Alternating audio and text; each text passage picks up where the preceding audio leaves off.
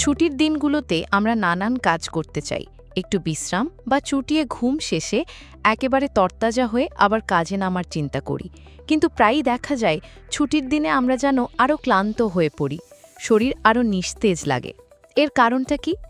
এর থেকে নিস্তার পেতে 5টি কাজ করতে হবে বলে জানিয়েছেন গবেষকরা। 1. রুটিনের যেন ব্যত্যয় না হয়। ছুটির দিনে আমাদের দৈনন্দিন রুটিন বদলে যায়।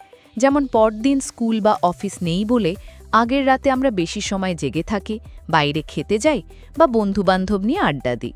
কখনো রাত জেগে টিভি বা সিনেমা দেখি। বায়োলজিক্যাল ক্লক বা দেহঘড়ির ছন্দ পতন হয়। পরদিন বেশ বেলা পর্যন্ত ঘুমালেও তাই ঘুমের রেশ কাটে না। ঘুম অনেকটা খাদ্যাভ্যাসের মতোই, এমনই মত ঘুম বিশারদদের। খাবারের সময়সূচিতে আকস্মিক পরিবর্তনে যেমন শরীর খারাপ লাগে, ঘুমের বেলায়ও তাই। সেই কারণে চেষ্টা করবেন ছুটির দিনেও রুটিনের বড় ধরনের ব্যত্যয় না করতে।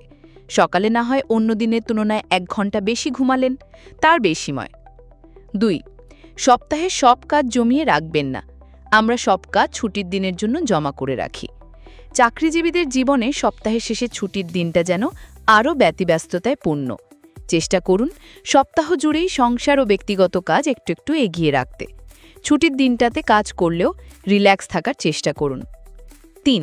খাদ্যাভ্যাস পরিবর্তন করবেন না। দেখা যায় ছুটির আগের দিন বা ছুটির দিনে খাদ্যাভ্যাসও পরিবর্তন হয়।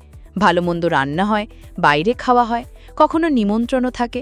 তেল চর্বিযুক্ত খাবার খেয়ে পেটে দেখা দেয় নানা সমস্যা, তাই খারাপ লাগে। এই সমস্যা এড়াতে একবেলা নিমন্ত্রণ বা বাইরে খাবারের কথা থাকলে অন্য বেলা হালকা খাবার রাখুন। বেশি খাবেন না, আর বেশি দেরি করেও খাবেন না। 4.